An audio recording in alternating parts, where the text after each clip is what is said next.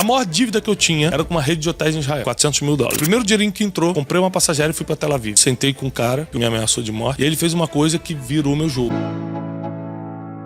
Eu sempre fui apertado, nunca, assim, tinha um dinheiro sobrando, sempre apertado. Eu venho de uma família que lutou muito pra gente estudar, mas ao mesmo tempo eles não tinham nenhum tipo de preparação financeira. Eu lembro que a gente só comia pizza ou um McDonald's no dia 1, que era o dia que caía o salário do meu pai. Então, o grande problema da minha vida financeira começou com a falta de educação, a falta de modelagem positiva. Eu comecei a achar que era normal. Tô mal, vou ali pedir dinheiro pros outros. As coisas foram piorando quando eu comecei a ir pra rua trabalhar, já adolescente pra jovenzinho, comecei a perceber que a vida era muito difícil, porque eu ganhava R$450 e tinha que viver com aquilo. Uma coisa boa, Bruno, é que eu nunca tive medo de trabalhar e nem medo das oportunidades. Então, eu queria trabalhar com música, eu procurei o melhor estúdio de gravação da época, eu morava no Rio de Janeiro, e falei assim, eu queria trabalhar pra vocês de graça. Eu tinha 15 anos. Então, eu fiquei dos 15 aos 17 trabalhando sem remuneração, enrolando o cabo no estúdio, mas aprendi a operar a mesa de som, a montar as coisas, a tocar instrumentos. Com 17 anos, eu já estava gravando CDs. Você foi pago em conhecimento desse período. Exatamente. Então, com 17, 18 anos, eu comecei a ganhar mais. Só que o dinheiro ia embora no mesmo dia, porque era um modelo muito forte da minha família. Ela repetindo o comportamento dos seus pais. Repetia o comportamento, assim, absurdamente, entendeu? Então, eu comecei a ter dificuldades maiores, mas eu percebi uma coisa nesse tempo, que eu não gostava de trabalhar para ninguém.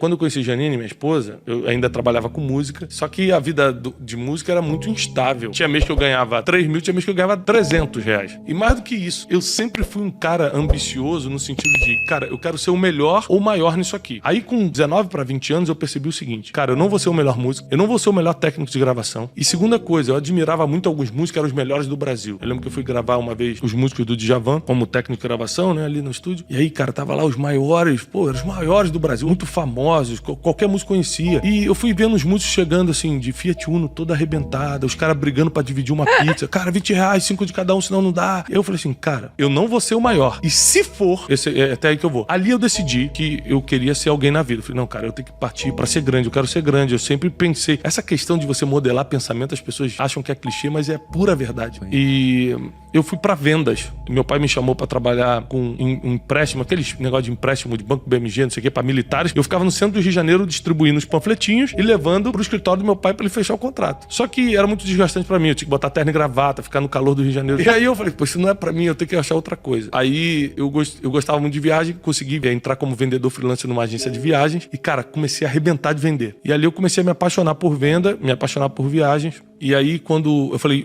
liguei pra Janine e falei, vamos casar. Tô rico, tava ganhando R$3 mil. Tô rico! Aí marcamos o casamento. E aí, o que aconteceu? 10 dias antes, cara, eu recebi uma ligação. Eu fui trabalhar normalmente, não deixaram eu entrar na sala e me mandaram embora com uma mão na frente e outra atrás. E eu casei desempregado. Eu lembro da vergonha de casar desempregado. Eu falei, cara, o que meu sogro vai achar de mim? O que as pessoas vão falar de mim? E naquele dia eu percebi que quando eu sou empregado de alguém, meu destino tá na mão dessa pessoa. Naquele dia eu fiz uma declaração, eu nunca mais vou trabalhar pra ninguém. E realmente eu casei 15 de junho, em setembro eu comecei a minha agência de turismo. E isso em 2005. Em 2006 a gente penou muito, a agência não estava dando muito certo, mas eu pagava as contas. 2007 a empresa começou a crescer, começou a prosperar.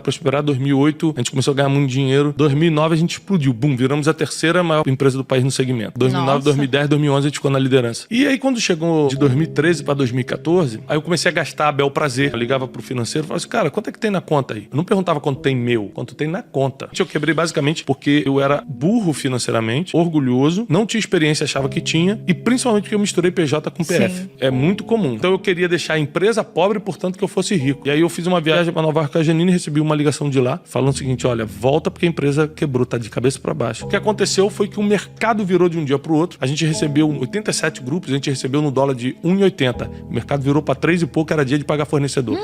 Então, tipo assim, eu tinha 3 milhões de caixa, mas tava devendo 9. Eu quebrei em 2 milhões e meio de dólares. 2 milhões e meio de dólares? 2 milhões e meio de dólares que eu paguei em 9 meses, vou explicar como. Aí o que aconteceu? Na mesma época que o dólar disparou e a gente ficou devendo 3 vezes mais aos fornecedores, Israel entrou em guerra com a Palestina e fechou as fronteiras. O que aconteceu? Os 87 grupos pediram reembolso. Agora não tinha dinheiro pro fornecedor e não tinha dinheiro pra devolver. Eu falei, cara, não tem como sair da situação. Foi de todos os lados. E aí o que aconteceu? Automaticamente todo mundo saiu de perto de mim. Então eu me vim de um dia pro outro quebrado. quebrado. Aí o que eu fiz? Não tinha mentor. Aí o que eu pensei? Vou limpar meu nome. Todo mundo ligando, processo. Tomamos não sei quantos mil processos que eu tinha que ir. Nos processos eu ia tremendo assim, porque emocionalmente você fica destruído. No meio disso, eu fiz uma besteira. Qual foi a besteira que eu fiz? Eu queimei meu patrimônio de uma semana pra outra, vendendo a 50%, 60% do que valia pra pegar o dinheiro rápido. Então eu tinha apartamento na Barra da Tijuca, tinha meus carros, tinha terrenos. Peguei tudo. Em uma semana eu vendi todo o meu patrimônio com o ideal de vou limpar meu nome. Aqui é o fundo do poço. Aqui eu vou começar, aqui eu vou entrar em depressão, aqui eu vou passar por ameaças,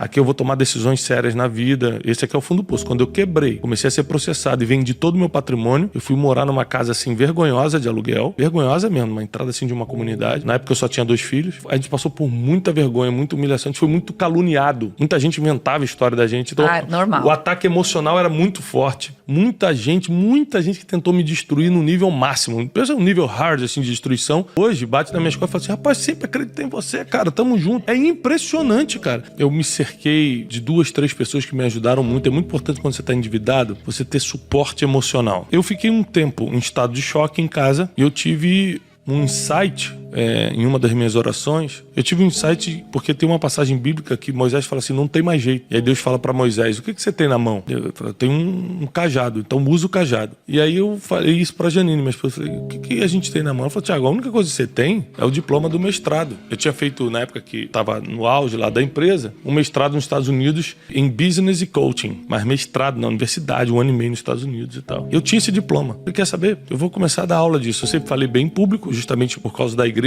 que geralmente você tem muito acesso a falar em público. E aí eu montei um curso totalmente quebrado. Tinha 580 amigos no Facebook. E falei: curso com o Thiago Brunet. Eu te ensino o que você tem que fazer para não quebrar na vida. Como suportar emocionalmente as pressões. Tudo que eu estava passando eu botei ali. Só o que eu posso realmente oferecer pro cara. Aí eu botava lá embaixo: mestre em coaching pela Florida University e tal. Nunca tinha praticado isso na vida, mas era o diploma que eu tinha. E aí eu comecei a anunciar no Facebook. 12 ou 13 pessoas acreditaram e foram. Foi um diretor de Petrobras. Eu usei o nome coach na época que estava na novidade. A gente alugou uma salinha para dar esse curso ali no Citar América. E a gente ia dirigindo com o carrinho todo ferrado que a gente tava. A gente já tinha desfeito de todo o patrimônio. Janine armava o café e eu ficava de terno e gravata dentro para passar credibilidade esperando os alunos. Eu nunca tinha dado aula na vida. Eu chegava em casa, estado de choque. Quando acabou o curso, eu falei: Janine, e aí, sobrou algum dinheiro? Ela fez todas as contas. Falou: Thiago, pagamos todo mundo, todos os fornecedores, e sobrou 20 mil reais. Eu falei: 20 mil reais? Eu falei: é muito dinheiro. Descobrimos o nosso negócio. Eu amo fazer isso, eu sei fazer isso e dar dinheiro. Aí nessa época eu procurei o Dr. Augusto Cury, que a gente já tinha te conhecido na época da agência, que eu levei ele para Israel. Falei: doutor, tô pensando em escrever um livro sobre desenvolvimento pessoal. O senhor sabe minha situação, ele sabia que eu tava quebrado. E eu preciso de ajuda, e ele me ajudou. E aí eu escrevi o livro Rumo ao Lugar Desejado. Vendi 52 mil livros do Rumo ao Lugar Desejado a R$40 debaixo do braço. Ia de lugar em lugar, de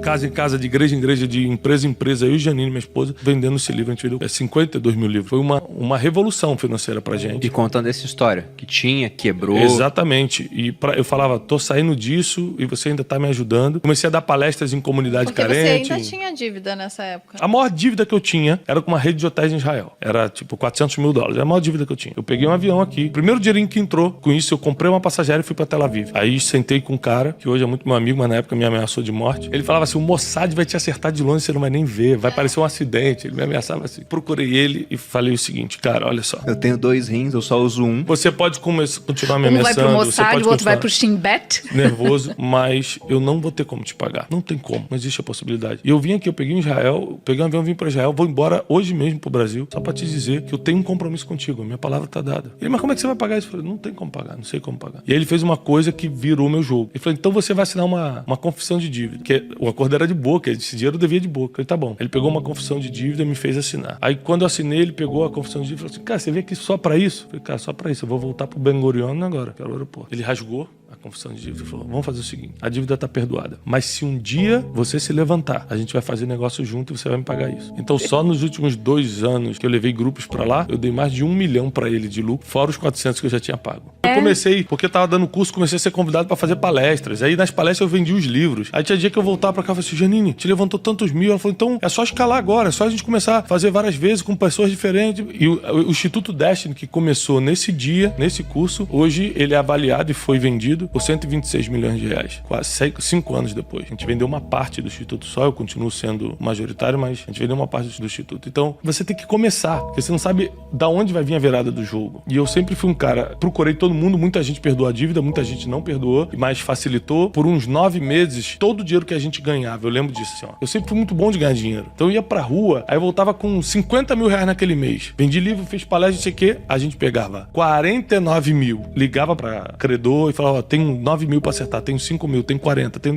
E R$1.000 a gente comia e a gente ficou muito tempo comendo miojo. Um dia eu vou até escrever um livro chamado Um Miojo para Dois. Eu passei por situações extremas também. A gente não vamos tocar no dinheiro enquanto a gente não pagar a dívida. A gente levou muito a sério. Então a gente não passeava, não ia no cinema, não comprava nada. Tipo, mas tem R$20 aqui. Chegou uma época que eu lembro que a gente tinha uma gaveta com dinheiro. Ela falou, vamos no cinema. A gente tinha muita bolinha de dinheiro, que era dos cursos. Eu falei, não vamos. É tudo pra dívida. E a gente pagou muito rápido a dívida. E aí, cara, com essa experiência, porque como eu aprendi a dar palestra e fazer curso no pior momento da minha vida, eu aprendi muito rápido. Porque o teu estado emocional acelera muito o aprendizado, né? Então eu virei assim... Você não tem opção. Mestre no assunto muito rápido. Isso foi em 2014, 2015, 2016 eu comecei a construir o nome do Instituto, meu nome. Em 2017 a gente deu a primeira explosão, assim. Foi o meu primeiro vídeo que viralizou. Comecei uma conferência anual, chamada Conferência Destino, e pronto. Aí a gente começou a acontecer, as coisas começaram a melhorar. Primeiro, controle suas emoções, porque quem não governa suas emoções não consegue governar mais nada, inclusive sua vida financeira. Hoje, a gente tem prosperado de uma forma exponencial e eu tenho as emoções no lugar da mesma forma que se eu não tivesse o dinheiro. Eu não compro nada por empolgação. Isso mudou de lá de trás. Mudou completamente. Eu não compro nada sem pedir conselho, sem calcular, sem saber por que eu tô comprando isso. Eu preciso disso ou eu quero? Porque criança compra o que quer, adulto compra o que precisa, né? Ele consegue ter a maturidade para falar, cara, eu quero, mas não preciso. O maior conselho é governar suas emoções. Segundo, é você começar, quando tá quebrado, a